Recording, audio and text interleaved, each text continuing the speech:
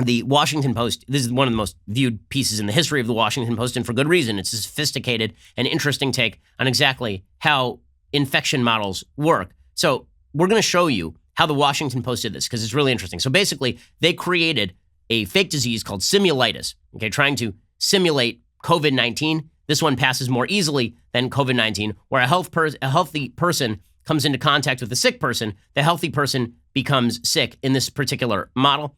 And then there are recovered people. So what you're about to see, if you can actually watch the show, is you're about to see dots of three colors, right? You're going to see purple dots. Those are people who have recovered from simulitis, which in this case is sort of a more viral version of coronavirus. You're going to see the sort of greenish gray dots. Those are healthy people. And then you're going to see the orange dots, and those are sick people. And there are a bunch of different simulations that they have put out there. So simulation number one. This simulation is a free-for-all. Basically, everybody travels as they see fit. There are no travel lockdowns. Everybody is able to go and do exactly what it is that they want. We can play that, and I can explain what's happening. So you can see there's this one sick person, starts infecting people almost immediately. Now, all the people are infecting all the other people. And what you see is very, very quickly, the sickness spreads throughout the entire population. You can see on the top of the graphic, this is why you should subscribe at Daily Wire so you can actually see what we're talking about. You can see at the top of the graphic, this big bell curve, and the bell curve quickly spikes all the way to the top of the chart before finally starting to drop off as people start recovering. Now, what these charts do not include is the number of people who die. So those people are no longer infectious, obviously, but it's a fairly good simulation of what exactly this stuff looks like if there are no restrictions in place at the time. So this was able to spread quickly over an entire population in a bigger country, right? This is a very small country, right? You're only talking about a couple hundred dots.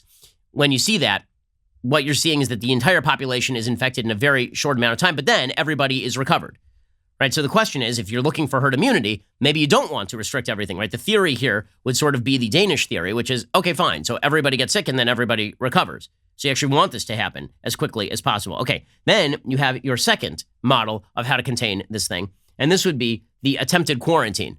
Okay, so this is where you literally just wall off a portion of the population, and what you see is that within the portion of the population that is walled off, the infections happen really, really fast, right? So let's say you wall off a nursing home and somebody in the nursing home has the infection. Everybody in the nursing home has the infection within about 5 seconds. Everybody outside the nursing home does not have the infection. Now, the problem is, as you will see in this particular model, is that as the door opens, right, as you start to get beyond the attempted quarantine, then some of the sick people are going to escape, and then they're going to start infecting the population.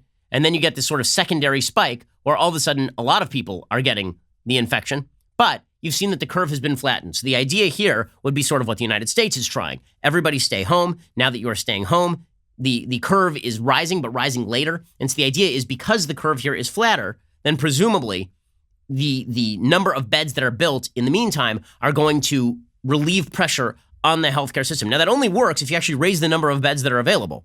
It only works if you actually pay for new ventilators. It only works if you build new hospitals. So all of that has to happen in this model in order for the effects not to be as bad as the first model where you just let everybody run around without any sort of restrictions. Okay, then there's the third model. The third model is moderate social distancing. In moderate social distancing, this happens when about a quarter of the population moves around and everybody else stays home or socially distances. Right, so this is sort of what the United States has kind of right now, right? This is what we've been pursuing, which is basically a small percentage of the population is moving around. Some people are going to work. Most people are now staying home in major cities. And here's what that looks like over time. So you see that people are, one sick person will move around. Every person they hit gets sick, but they're hitting a lot fewer people because not that many people are moving around. And so the entire disease vector just moves a lot more slowly, like a lot more slowly. Yeah, people are getting the symptoms, but it's happening extraordinarily slowly over time.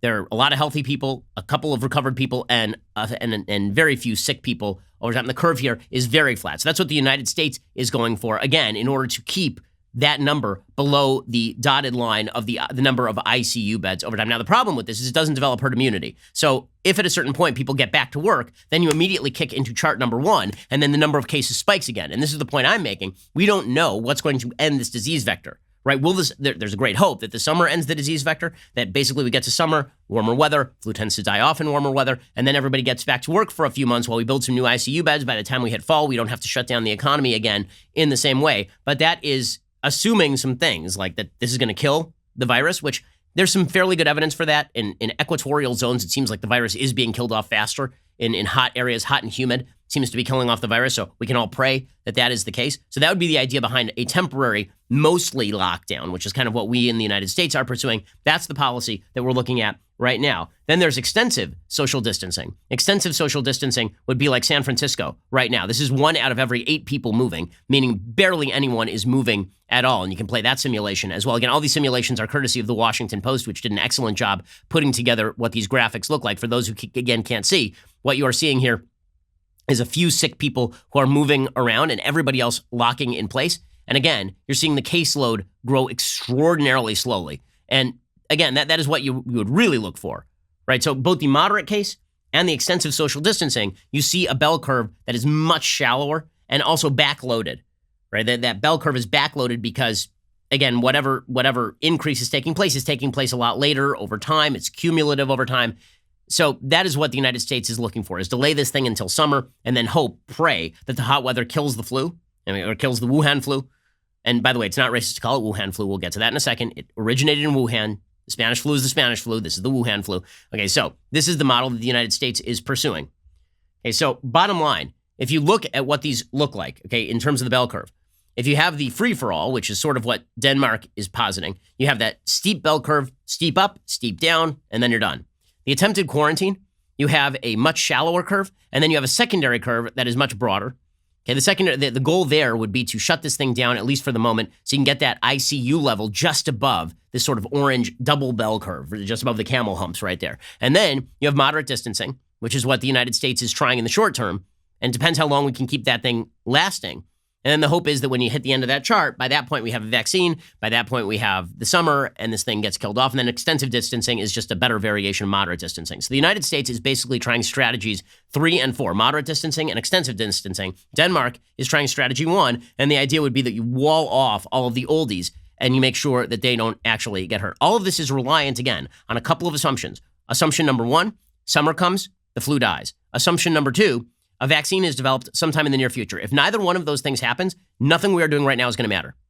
Seriously, if we do not develop either more ICU beds, right, better medical capacity to handle people who are getting sick over the course of the next couple of months, or if this does not kill off, if the summer does not kill off the Wuhan flu, or if we get to the point where a vaccine is developed, if none of those 3 things happen, then no matter how much social distancing we go through right now, if this thing lives, everybody's going to get infected. Old people are going to die in increased numbers. Okay, so we are relying on a few things that are unknown. We just don't have the information for it. It's kind of best bet kind of stuff. And again, as a social matter, as a social science matter, it'll be fascinating to see whether Denmark has the best approach, keeping their economy running, while maybe everybody else is overreacting, or whether we have the right approach, and Denmark would unfortunately see some pretty bad effects from what they're doing. Also, what happens when we reopen our borders, right? The world, we are not walled off from the world. Are we just going to keep travel bans from every place on earth in place interminably? Or is the idea that we are going to gradually relax those travel bans? Again, policy is completely in flux right now. Thank you for tuning in to the Daily Wire, one of the fastest growing conservative media outlets in the country. If you enjoyed this video, be sure to give it a like and subscribe to our YouTube channel so you don't miss out on any of our content.